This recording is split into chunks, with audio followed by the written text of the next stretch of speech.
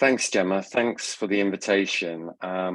Brilliant to have the opportunity to speak to you about the work of Eating Better and our approach to less and better meat.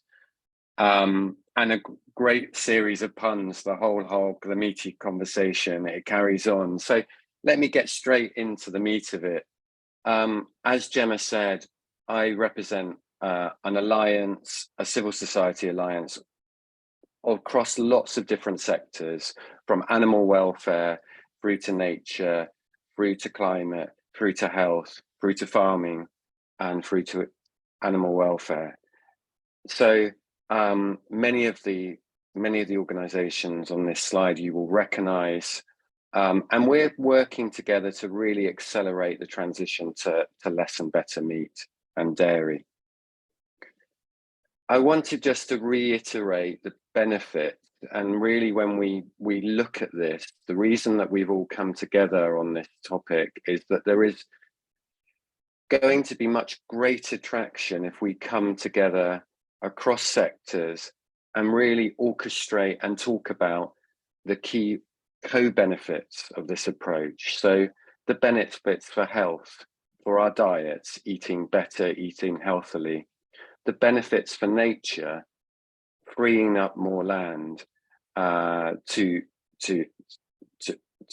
put trees on, to put a variety of, to take pressure off the land, the benefits around climate of less animals and less emissions, the benefits of animal welfare, of animals in graze conditions, given space, able to live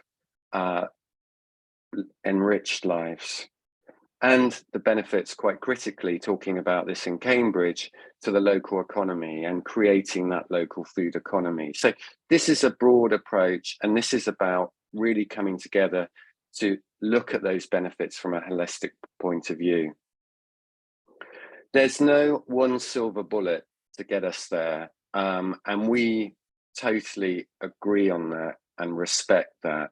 And we've come up with our own roadmap or pathways to what's going to get us to less and better, to get us to a reduction in meat and dairy. But not only that, to get us into a shift around better. And we think there's lots of things that need to take place. And we principally look to food service, out of home, food retail, government, of course, producers and processors, and investors. They've all got a part, and we've identified 24 actions across this that needs to take place. I'm going to talk a lot about the sort of food business role in this journey. This is all on our website, and the opportunities that you can take as food businesses in the region to help support that.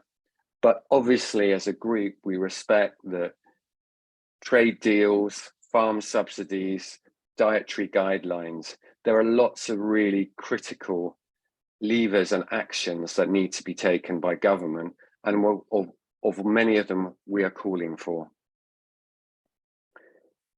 So our first one for everyone is really to be proactive and in your own policies and plans around healthy and sustainable diets.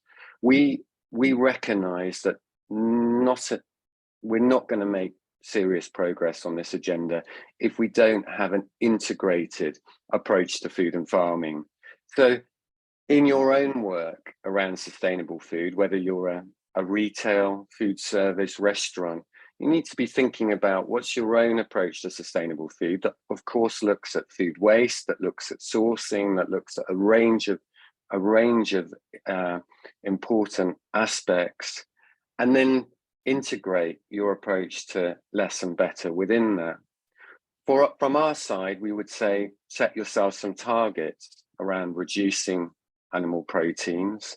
We're looking to match more of a match and balance and rebalance. So more plants on the menu, less meat on the menu. But don't just measure it, monitor it and communicate on it. Tell people about what you're doing, tell people about the journey, communicate it is really critical.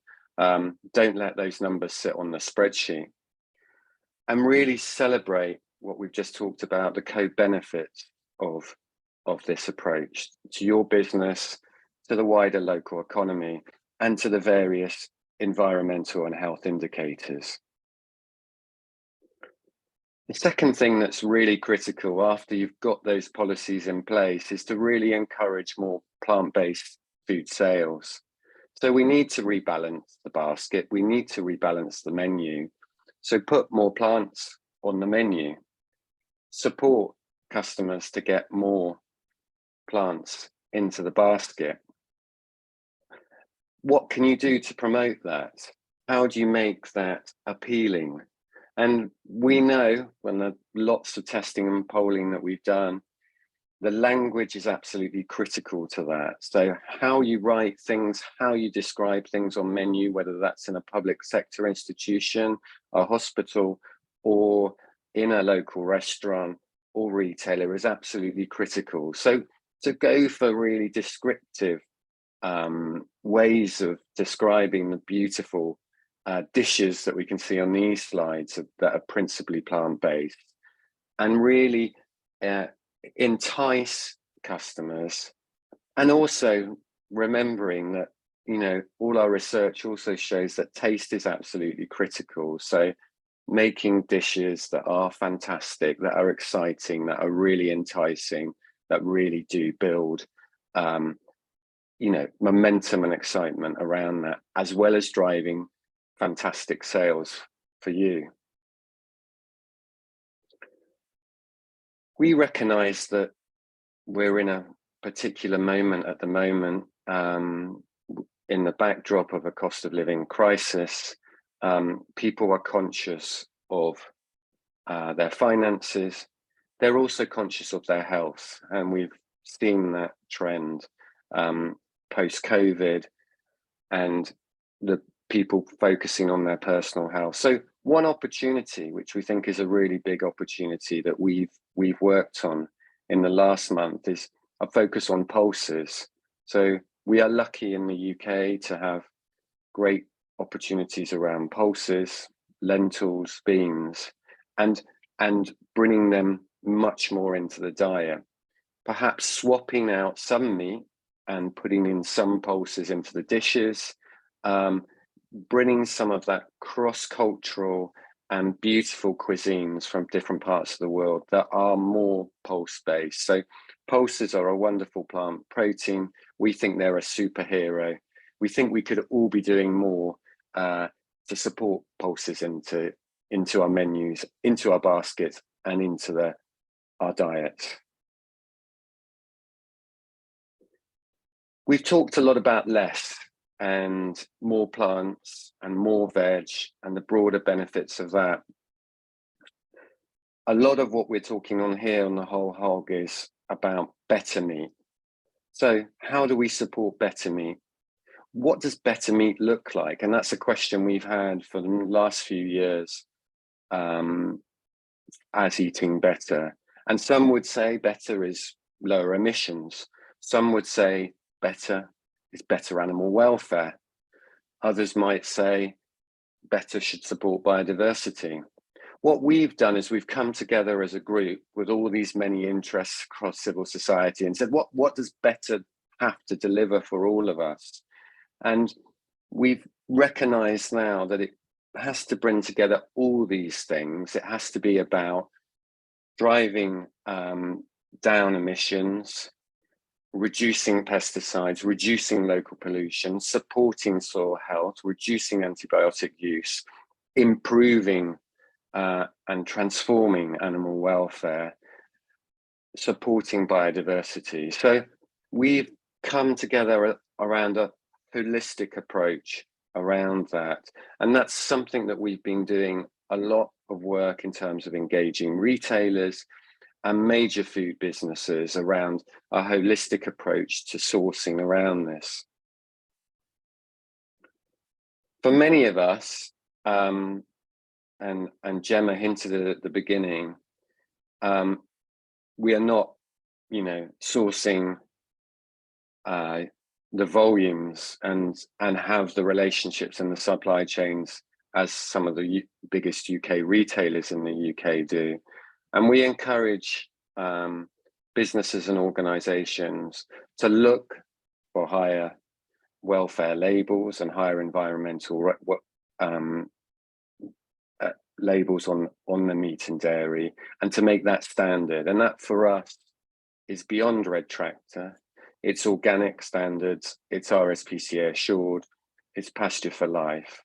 And we've got some more resources that we can support on that, but really looking at higher standards, and even better, offering much greater transparency to your customers on where that meat has come from, what conditions it's come from, and ideally locally and sustainably reared. So bringing that opportunities for local stories and profiling great farmers, which I'm sure many of you are doing within the Cambridgeshire area. And I know you're going to hear in the next few sessions from Martin Lyons and the movement behind nature-friendly farming, wonderful farmers that are doing great things for the environment, and providing markets for these producers. An absolute basis of that, we would also say, is labeling the method of production. So really making sure that, you know, on your menu, on your products, you're really clear with customers what that method of production has been. So that's the sort of whistle stop on less and better. I do think the opportunity around this is for yourselves in Cambridge is really building a strong local food culture that really bases less and better in center of that. So supports a local food economy, that is a basis. And it's fantastic to hear many great initiatives across Cambridge that bring together the whole supply chain, from farms that are practicing regenerative practices, from community growing schemes through to chef schools, and all the mix. And I think it's about bringing that all together and creating a really strong local food culture. And we've been talking to a lot of people across the nations on our agenda recently on sustainable healthy diets, and really the things that people are really excited about is what is happening at a local level to really weave these local food webs and build a really strong local food partnership with less and better at its heart. So I'm excited to hear what you're doing in Cambridge, and I'm excited that we'll be able to profile more going forward. There are loads of resources on our website. Just check it out, Eating Better. Any questions you have, feel free to drop us a line. If you're not following our monthly newsletter, following us on Twitter, Instagram, or LinkedIn, do it. And if you've got any questions that you're particularly pertinent, you think we can support with, please just reach out. Thank you, Gemma.